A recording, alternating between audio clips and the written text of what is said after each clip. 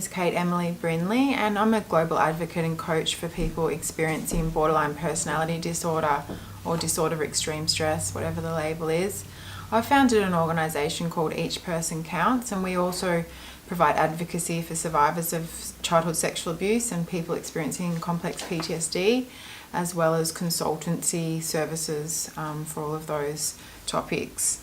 So the clip that I'm filming today is on how to heal when we're in domestic violence or violent relationships in our adult life and we have borderline personality disorder. So for me, I'm not in a domestic violence relationship, and I haven't experienced one in my later years. But what I'm going to talk about today is an article that I found when I was working in the field called The Shark Cage, The Use of Metaphor with Women Who Have Experienced Abuse by Ursula Benstead, and I'm going to put a link to this underneath the clip. And basically what this article is about is that people who have experienced trauma in their childhood, research has shown they are more likely to re-experience violence in their adult years. So we know from research that 80% of people who have been diagnosed with borderline personality disorder have got a trauma background. So there's a lot of people there also that are attracting or recreating these dynamics in their adult years. And this article helps to explain why that happens and what we can do about it to prevent it. Because I know from my own experience, when we have our boundaries shattered or disrupted at the hands of another when we're children, and we don't learn why that happened or how to protect ourselves, as we grow up, we can have like bars in our cage open with sharks swimming around us, or it's like we've got a blind spot in our brain where we aren't getting the same alarm bells or warning systems going off that other people who haven't got a trauma background get. So this article just helps to explain it, and also there's a checklist about warning signs, what to spot in people who are potentially going to be violent or aggressive towards you. So for the sake of it, I'm going to use women as survivors, and there's many men that are have domestic violence perpetrated against them as well, but by far the majority is women. So it says here, research shows that women who have experienced early abuse in childhood are more likely to be re-victimized later in life. So abuse does happen to them more often than it happens to women who haven't experienced abuse in their early life. And it just says here that people aren't born with, so here is a picture where it shows the shark cage with big holes in the cage and sharks are swimming around. When we've got our shark cage solid and tight, sharks can't get in. When there's big holes in the bars, they can, and we need to learn how to protect ourselves and not recreate that dynamic which we may have been brought up to believe is normal. So it says here, the author says, people aren't born with shark cages. It's up to the people around us when we are young to help us build a shark cage. Our caregivers and everyone we come into contact with in childhood contribute to the type of shark cage we build. Let's think of each bar in the shark cage as a boundary or a basic human right. If we are taught that it's not acceptable for people to shout at us or call us names, that's one bar in the shark cage. If we are taught through words and actions that it is not acceptable for people to hit us, then that's another bar in the shark cage. If we are taught in words and actions that it's not acceptable for people to touch us in ways that make us feel uncomfortable, that's another bar. Once the bars are in place, sharks bang up against them and find it harder to get close enough to take a bite and hurt us. So basically, the way to heal this situation is to become aware and to recognize, something's happened where my cage has been shattered, my bars have been broken, and we may not be at the stage where we've told our trauma story, where we can understand that and make sense of that and share that with people close to us, but we always have a feeling, this is my experience inside, we know that something's been disrupted, there's been boundary violations. So the first step is to say to ourselves, like, I'm aware that I have this this situation and it is related to my past. And we can, when we have experienced trauma in childhood, there is something called repetition compulsion, where on some type of unconscious level we can attract similar experiences into our lives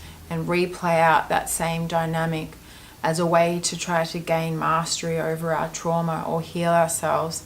And often we're not conscious or aware that that's what's actually happening.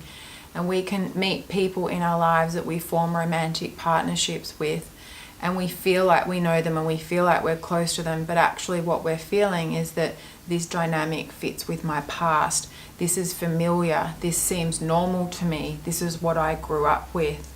This is what I'm comfortable with. It's all I've ever known. And when we start joining the dots in that way and seeing how our abusive childhood, any abuse that we've experienced in childhood, is impacting on our sense of who we are now and our sense of worth and what we deserve in a relationship with another person, that's the first step to healing that. And then we want to build our boundaries strong, and being aware of the warning signs in people that are likely to invade those boundaries is one step, and the author goes through them on here. And once we do that, when we're meeting new people, we don't have that blind spot anymore, and we don't have those bars, broken in the cage. They're solid. We can see a shark, we can recognize the shark, we can name the shark, we can understand that there was an old dynamic there, but that no longer applies to us. And we can assert ourselves. We can say, no, that's not okay with me. No, I don't want to do that, whilst remaining calm. And then the next step is, once we've spent time, really healing that in ourselves, having compassion for ourselves, understanding that many, many, many people go through this. This happens to many, many people.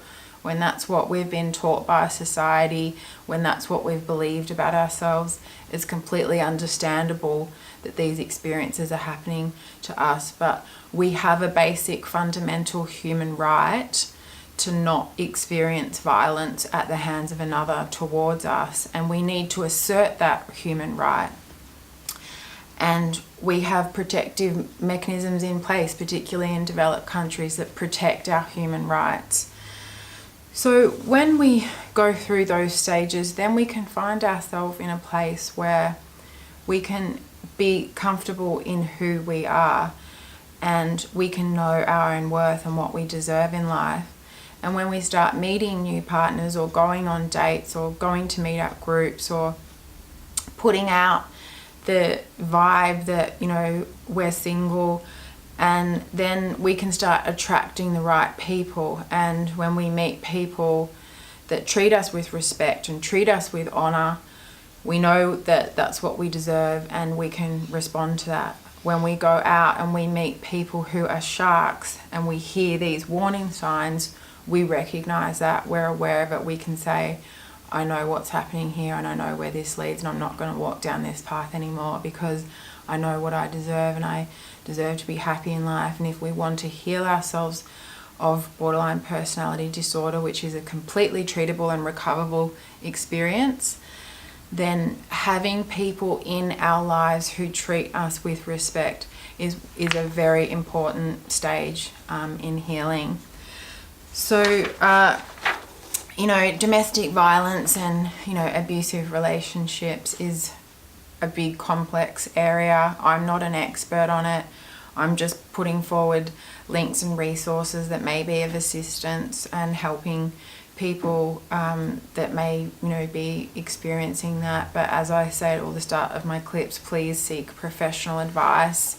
Please seek professional therapy if you are experiencing a domestic violence relationship. That's extremely important.